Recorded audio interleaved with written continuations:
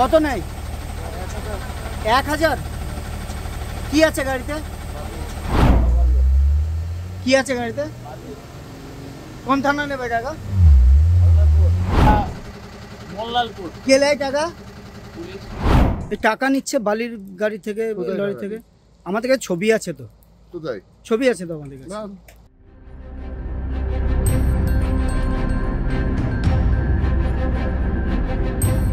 রাজ্য জুড়ে পণ্যবাহী ওভারলোড যানবাহন চলাচল রুখতে পুলিশকে কড়া পদক্ষেপ নিতে নির্দেশ দিয়েছেন রাজ্যের মুখ্যমন্ত্রী মমতা বন্দ্যোপাধ্যায়। আর সেই পুলিশই মোটা টাকা নিয়ে পাশ করিয়ে দিচ্ছে ওভারলোড বালি বোঝাই লরি।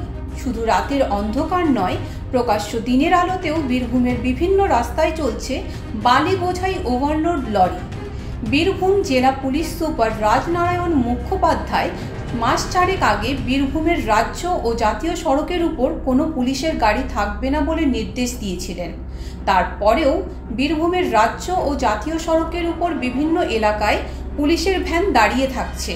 আর সেই ভ্যানে থাকা কর্তব্যরত পুলিশকর্মীরা বালি ও পাথর বোঝাই ওভারলোড লরি থেকে মোটা টাকা আদায় করছে। বীরভূমের উপর দিয়ে বয়ে চলেছে 14 নম্বর জাতীয় সড়ক।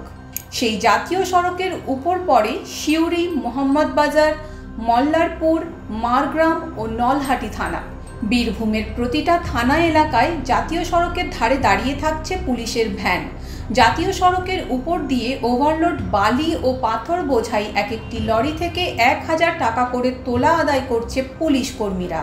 মল্লারপুর থানার ঢিলছোড়া দূরত্বে শীতের রাতে রীতিমতো কাঠের আগুন জ্বালিয়ে পুলিশ ভ্যান নিয়ে দাঁড়িয়ে রয়েছে পুলিশ কর্মীরা। গাড়ির সামনে টর্চ লাইট দেখাতেই একের পর এক বালি ও পাথর বোঝাই লরি দাঁড়িয়ে পড়ছে। লরি থেকে পুলিশকে দেওয়া হচ্ছে 1000 টাকা। বাদ যাচ্ছে না আন্ডারলোড লরিগুলিও। তাদের কাছ থেকে 100 টাকা করে তোলার টাকা নেওয়া হচ্ছে।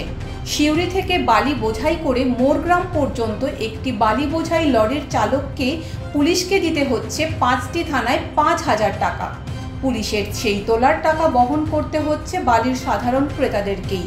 এদিকে রাস্তা ভেঙে যাওয়া ও পথ দুর্ঘটনা এড়াতে ওভারলোড লরি চলাচল বন্ধ করতে নির্দেশ দিয়েছেন রাজ্যের মুখ্যমন্ত্রী মমতা বন্দ্যোপাধ্যায়।